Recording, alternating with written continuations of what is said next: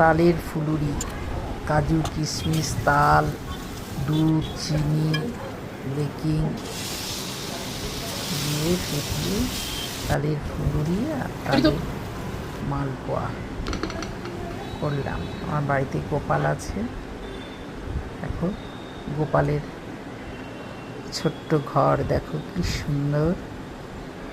বন্ধুরা, তোমাদের কেমন লাগলো আমার গোপালের ঘর অতি অবশ্যই জানিও কিন্তু।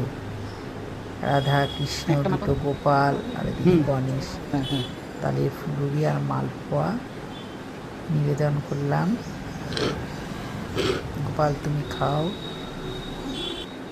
এইদিকে তারা মা আছে, গুরুদেব আছে, ছেলের গুরুদেব দীক্ষা নিয়েছে, এখানেও দিলাম। এটা একটা ঠাকুরের ঘর, সুন্দর শিব আছে।